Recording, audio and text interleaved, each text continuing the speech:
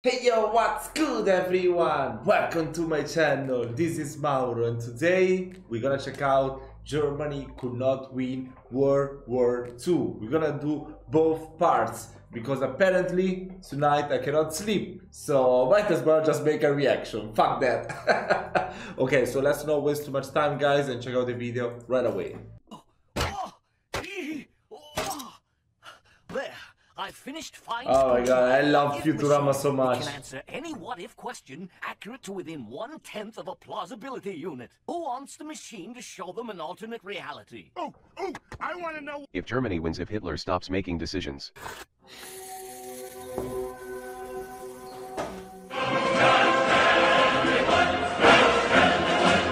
Who else has a question for the what-if machine? I have one. Do they win if they mass produce the mouse tank?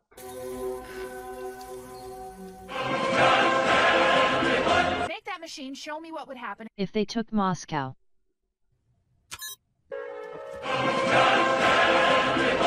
so plausible, I can't believe it. People love rooting for the underdog. These stories strike a chord with us at a very basic level, and you can tell this by how popular these stories are in media. This also translates to real-world stories, although real life does not have a plot that always turns in the underdog's favor. So there's this kind of romanticism connected to fighting for a lost cause that a lot of people assign to a lot of real-world groups. One of these you see talked about a lot is the German army in World War II, that if only dumb Hitler hadn't been in charge, or if different choices were made, that the war would have turned out different. And a lot of these arguments seem to hold water on the surface, but upon reflection, mostly miss the point or do not make a significant enough change to sway anything. These are my favorite how Germany could have won scenarios, and how they're wrong.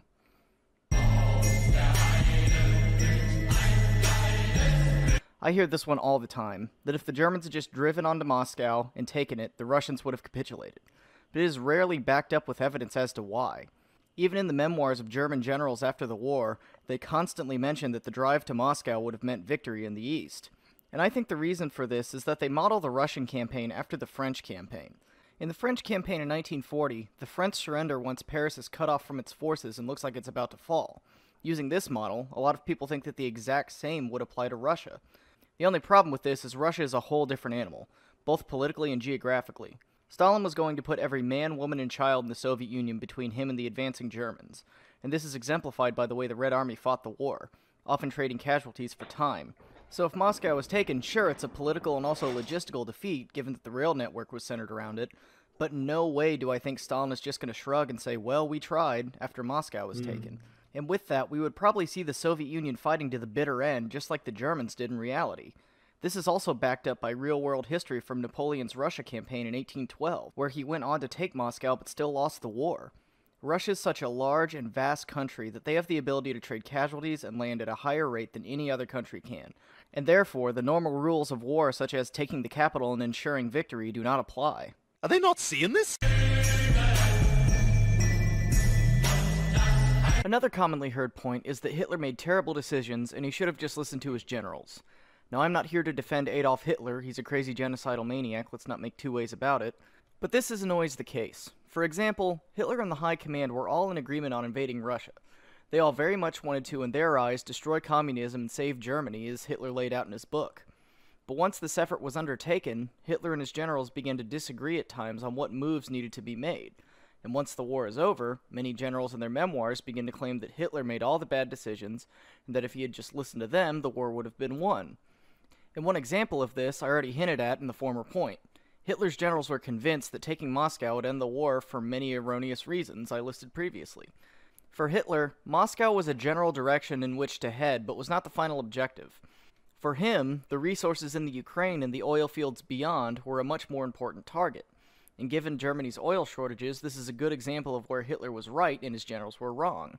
And actually, a lot of Hitler's so-called mistakes start to make a whole lot more sense once you put it into the context of Germany's fuel shortages. And if you want more information on this, Tick did an excellent video on Germany's oil problem that you should really check out. Another example of this sentiment being wrong is Operation Citadel in 1943. Hitler's generals convinced him that an attack on the Kursk Bulge would cripple the Red Army and renew Germany's initiative in the war. Hitler saw this plan as very flawed, though, famously saying, "Every time I think about Operation Citadel, my stomach turns over." And seeing how poorly this turned out for the Germans, his premonition was eerily correct. Now, if this was the caricature of Hitler always overriding his generals that is commonly seen, Citadel would have been called off before it was launched. Now, these are just two quick examples, and yes, there are times, especially later in the war, where Hitler overrules his generals with poor decisions. The Battle of the Bulge comes to mind. But early in the war, when these decisions really count, Hitler is many times making the right decisions when overruling his generals, or going along with them in agreement of a common goal. So, Hitler should have just listened to his generals and he would have won the war is a moot point. Because many times he did, and his generals were wrong, and many times he didn't, and he turned out to be right. It's all Adolf Hitler, Adolf Hitler, Adolf Hitler. This is actually a point I used to subscribe to. A very honest critique of the German war economy is that it was not on the right footing. And people make this argument usually saying things like, Germany should have just made more Panzer IVs instead of pouring resources into the Tiger. Or, Germany should have built the Luftwaffe back up so they could regain air superiority. And I will give you that the German war economy in many places was an absolute nightmare. John Parshall does an excellent lecture on tank production in World War II and really highlights how backwards the German production process was for armored vehicle manufacturing, and mentions how that knowledge can be applied to other types of war manufacturing. And although once Speer takes over, production is streamlined to a degree, and munitions and weapons production goes up year by year, it's not near where it needs to be to fight this attritional war. So obviously, the solution is to just streamline production, sort of how you see in the American model, and this would have given Germany a better chance in the war. Although this is a good criticism, it misses the core issue. The biggest thing Germany was running low on from 1942 onward is, as I mentioned before, oil, and larger numbers of tanks and planes wouldn't be any good if there was no fuel to run them. Also, Germany was having manpower shortages as early as 1942 or 43, and along with fuel to run these machines, you need people to crew them. These are just two issues that cannot be remedied by streamlining production. At a certain point, Germany is just going to be out of oil and out of men, and no amount of additional tanks or planes would operationally be possible. What's the matter? Run out of gas? Kinda embarrassing. This is another point that deceptively seems to make a lot of sense, as Germany was crushed by a two-front war. It stands to reason that if Japan and Germany through their alliance had coordinated an attack on Russia, they would have won. And that may honestly be true. A big boost to the defense of Moscow came after Russian troops from Siberia were sent west after the Russo-Japanese Non-Aggression Pact. The only problem with this is that coordination did not and was never going to happen. Germany and Japan were allies by circumstance and shared no real common goals with each other. And in fact, they're operating in opposition to each other at times. German training of Chinese troops in the 30s as they were fighting the Japanese is a direct example of this. In short, neither side was going to stick out its neck for the other. In fact, Russia as a common enemy was probably the only instance in which they would have, and even then they did not. The reason for Japan not wanting to do this is mostly colored by the Japanese experience against the Soviets at the Battle of Konkangal, please forgive my pronunciation, where the Red Army gave the Imperial Army a very bloody nose in an undeclared border conflict. This incident convinced the Japanese to not go through with any action that would provoke the Soviet Union, as they did not want war with them, since they were already fighting China and would soon be fighting the United States. This avoidance of provoking the Soviet Union went far enough that during the war in the Pacific between Japan and the United States, the Japanese refused to sink any U.S. merchant ships headed to the Soviet Union.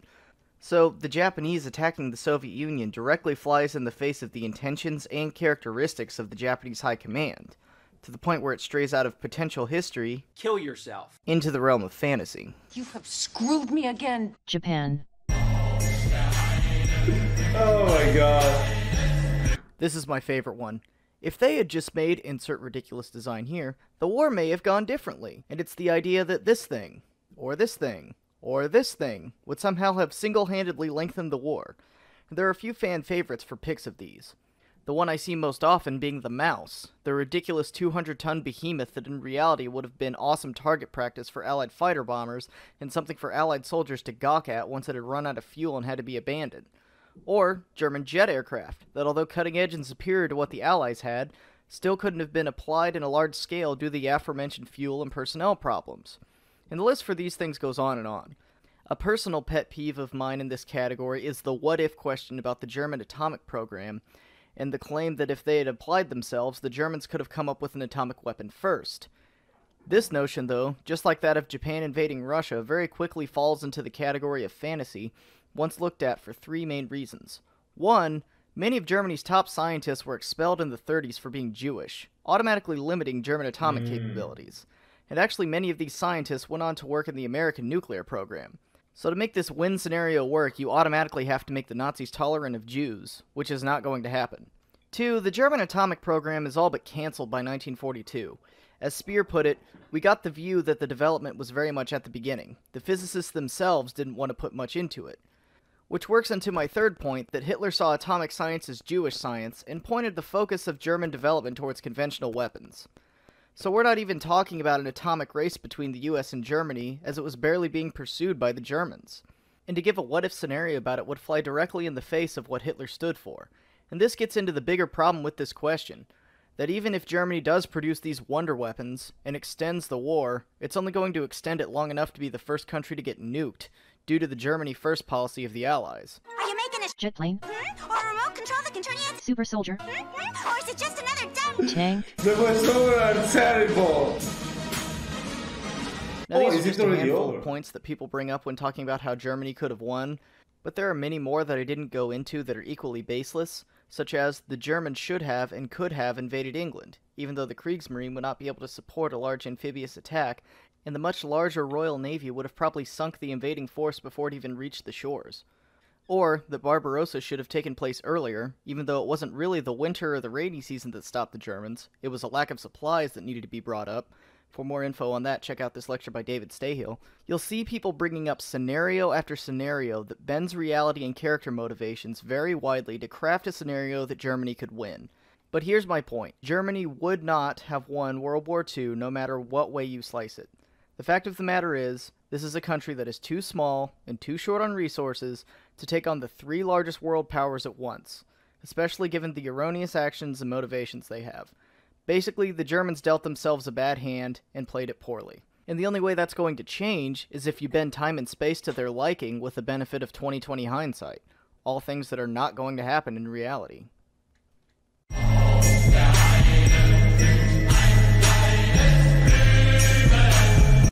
Okay, let's just watch the second part too.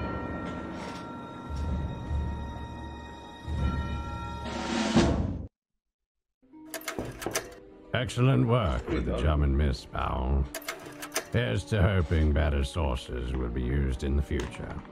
However, our intel has picked up reports of continued resistance in the comment sections. Mentions of Dunkirk and who not to invade seem widespread. We will be dropping you directly into the comment section with your primary objective being... That's some dedication, eh? Making the first part and then reading the comments and make the second part answering all the suppositions. I love this guy. to root out these myths. Be cautious, though. Reports indicate that the Wereboos will be armed with Cold War-era memoirs and David Irving books. Godspeed, Lieutenant. Office of Strategic Service. This video is brought to you by Dashlane. Stay secure online and never forget a password again. More on that later. So you may recall around 6 months ago, I made a video about how due to Germany's lacking in the population, industrial, and raw materials sectors, they could not have pulled out a victory in the war they started in 1939. And it sorta got out of hand. I think Yo! we should read the comments.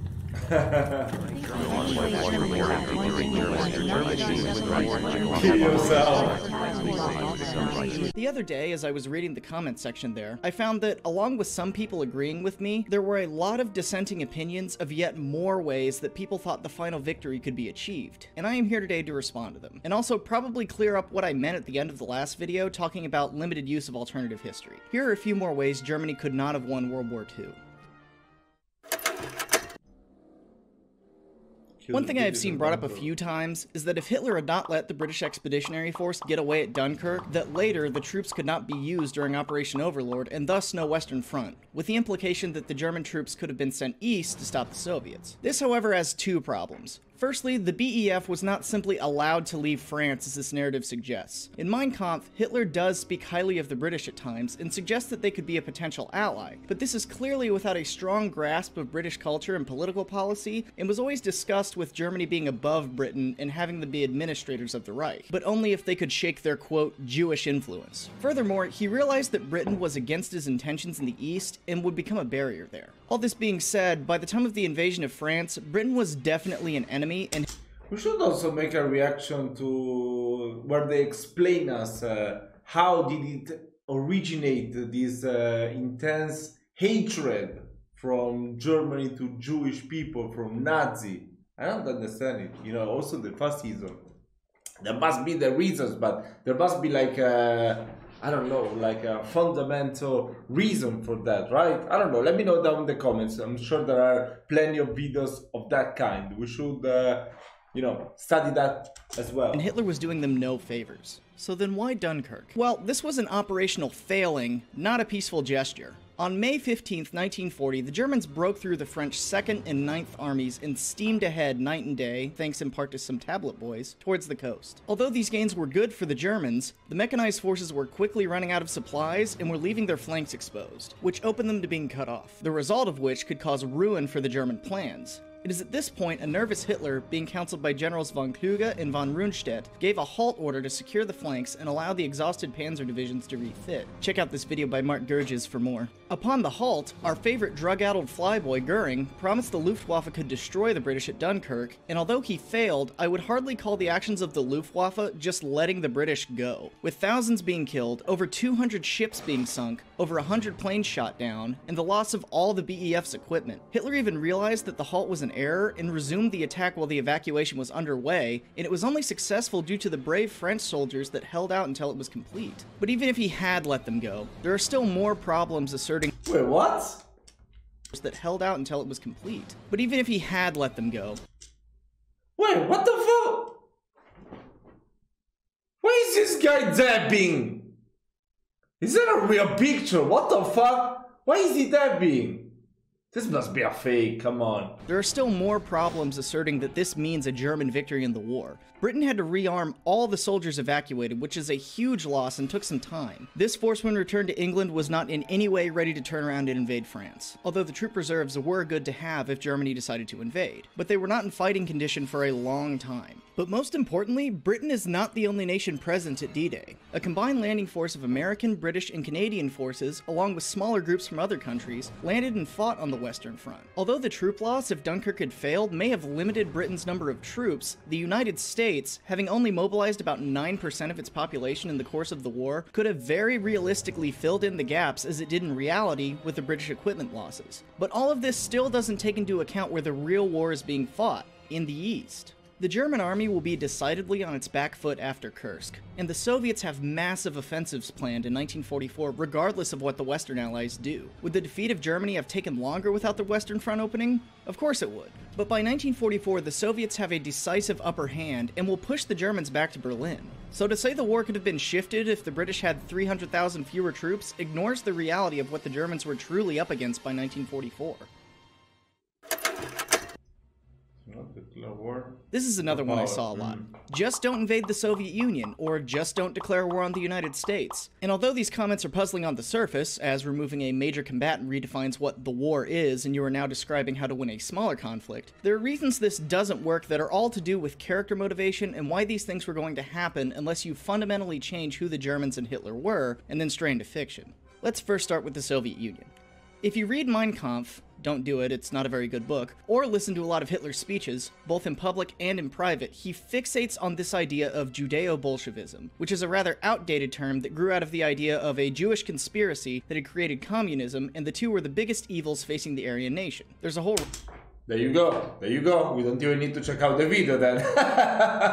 Fuck. I was hoping to make another reaction. Rabbit hole to go down here with multiple theorists and their ideas, but I'm not going to go into it here. But that's the basic idea, and Hitler subscribed to it. And the result of this is Hitler's main goal being to destroy the Soviet Union and become the savior of the Aryan people in his eyes, and in the process, wiping out millions of subhuman Slavs and resettle the land with Germans. Hitler saw this as his destiny, meaning he was going to do it at some point, and that this fictitious Hitler that would win World War II by not invading the East is just that, fiction.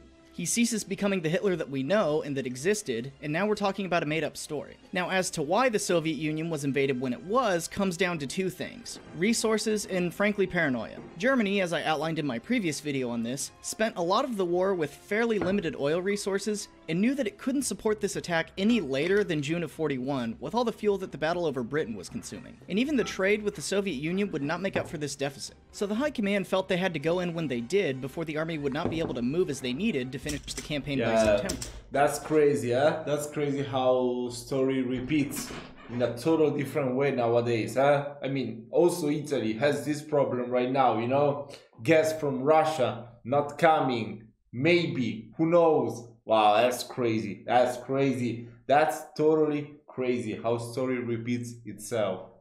The time in which the High Command figured the Soviet Union would collapse in on itself under the weight of the German attack. And I'll point you to David Stayhill again for more information on that. The other aspect was, as I said, paranoia. I've often seen this assertion stated in a different way of, don't break the alliance with the Soviet Union, although I wouldn't even frame the German-Soviet Non-Aggression Pact as an alliance in the way you think of with the Axis and Allies. The treaty was much more in the vein of, you don't get in our way, we won't get in your way, let's trade some stuff. And it was very uneasy at many points before and during its existence, becoming most volatile during combat between German and Soviet soldiers during the Poland campaign, after the Germans overran the territory that was designated as theirs and moved into territory promised to the Soviets that actually contained oil fields, making it not very subtle what the Germans were trying to do. Both Stalin and Hitler knew that some form of war was coming, just not when and who would start it, but going out of their way for the most part to not provoke it, and they didn't trust each other whatsoever. Now, I'm not implying any kind of Suvorov preventative war type thing. The Soviet Union was refitting and probably wouldn't be ready for a large war until at least mid-1942, but with these two ideologically opposing powers taking territory so quickly right next to each other, it was something that was bound to happen as soon as one of them felt they were in a position to make the first move. By 1941, the Germans felt they were, and they took the opportunity. For more on this, and the German-Soviet clashings in Poland, I'll point you towards Stephen Kotkin's second book in his Stalin series, or this video of him talking about it. The declaration of war on the US is a bit more tricky, especially given that Hitler was aware of the industrial capacity of the nation. However, he saw the US as very internally focused, and figured that it would take them much longer to mobilize than it did. Hitler always planned for war with the United States, as outlined in his second book, written but not published, in 1928, but wanted to put it off until he was ready, often skipping on details about how it would be done. He began to assume that, due to some anti-German sentiments from Roosevelt, the Americans would declare war in 1942, coming to the aid of the Allies like they did in World War I. Piggybacking off the previous statements about the Soviets, he figured he could end the war in the East and turn and fight the West. This feeling ended, though, as the Soviet campaign continued to drag on and 1942 loomed. The German Navy had been asking for war with the United States for some time, as Hitler had been holding them back to not provoke them, knowing that going against the US Navy, the Kriegsmarine would come up lacking. Hitler's solution to this was Japan, which had a large navy that he thought could tie up the Americans until he was done in Russia, then turn westward and save his plan. He constantly reassured the Japanese that Germany would throw in with them if they expanded their territory south into US-held islands. This was among many attempts to get Germany and Japan to fight the same enemy, which also included trying to get Japan to invade the Soviet Union from the east in June. Although Japan kept Hitler in the dark as to when they were going to attack, Hitler was very pleased when they did and immediately lifted all restrictions on his navy to attack US ships, and later declared war a few days later after his foreign minister, Joachim von Ribbentrop, said, "A great power does not allow itself to be declared war upon, it declares war on others." Now, this decision may have been flawed with the hindsight of putting too much faith in the Japanese Navy and underestimating the US's ability to fight on two fronts and mobilize so quickly, but knowing that Hitler did plan to fight the US way back in the 20s, the timing may be bad given what we know now, but it was not something that he was just not going to do, in the same way he was not going to just opt out of invading the Soviet Union. Invade Great Britain. This is the one that I see the most. Take the British out before you turn east.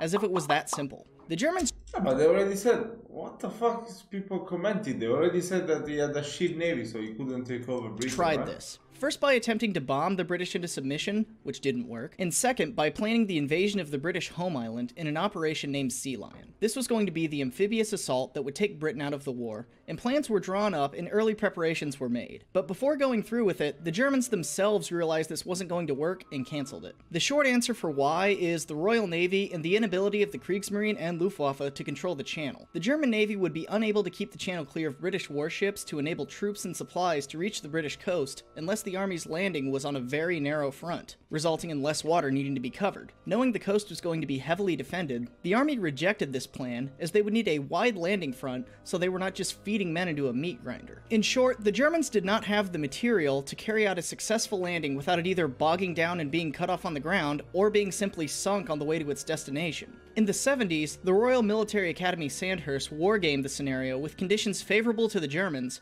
and came up with the operation being a total failure. Some commenters have gone as far as to suggest using paratroopers to take the British down, but I think you need to only look as far as Crete and Arnhem to see how badly an unsupported airborne operation can go. The Germans would still have to land by sea to resupply them and get relief troops on the ground, and the Royal Navy was too large an obstacle to allow this to happen, even by the Germans' own admission.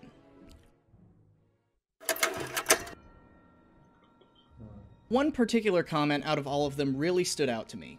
It began with, if the Nazis weren't Nazis, they would have won. And I think this really speaks to the core of my point. Alternative history is fun. It makes for good Hoi 4 games. But when really talking about it seriously, it's really hard to come by any academic conclusions outside of a few days of speculation, because you begin building assumption on assumption on assumption, and before you know it, you have changed the motivations and decision-making patterns. Yeah, that is so definitely true. You know, you gotta always, you know, try to understand the way people were thinking, why they did what they did, you know, their culture, their beliefs, everything like that, or you will never know. Of course, now that you know how it turned out, you can find different solutions. They could have done this, they could have done the other thing around, you know, but still, you gotta know that. Patterns of everybody you're talking about, and you are then just writing fan fiction. This is your brain. This is your brain on alternative history. Would Germany have won World War II if the Nazis weren't in power? Maybe. But it's also equally likely they wouldn't have started the war, or joined the Allies, or anything else. If there's no basis in reality to do with the people you are talking about in your assumption, what's the point? Germany decided to start a war that within a little over 2 years would see them taking on 3 superpowers at once, with the resources of most of the world behind them. Add in strategic mistakes and intelligence failures, it paints a very grim picture from the start, regardless of decisions made after the fact. Speaking of intelligence failures, don't let your private information go the way of the German armies. There are plenty of Alan Turings out there looking for information and private data that do not have the same honor and duty to country that the original did. If you're like me, you probably forget and end up reusing your password for the sake of convenience. But when you do that, it's like using the same codebooks over and over. And if one password is cracked, all your cards, saving you time when shopping online. A VPN to prevent prying eyes from tracking to dash upgrade watch, and I probably Patreon history to get 10% off if you want to upgrade to premium. I would like to thank my patrons on Patreon. A lot of them were very supportive of my first video on this topic and encouraged me to make this one, and I probably wouldn't have if it wasn't for them and their generosity in keeping the channel running. Thank you all for watching, and I'll see you next week where we shift back to the Pacific. That was pretty nice. I like this video. I actually really like this video. Now I can sleep very well, I'm sure. And yeah, guys, I mean, let me know down in the comments if you want me to continue checking out stuff of World War II, because I really love this topic. I don't really know that much, you know. I prefer to learn more about modern history more than contemporary history or ancient history, Middle Ages, whatever, but I want to know more about World War II, definitely, even about the Great War as well. We gotta make more reactions to it, and soon after I wake up, I'm gonna make a reaction video to the Cold War. Yeah, this is it for today, guys. Hope you've enjoyed my video. Wish you a lovely night, and I will see you next time.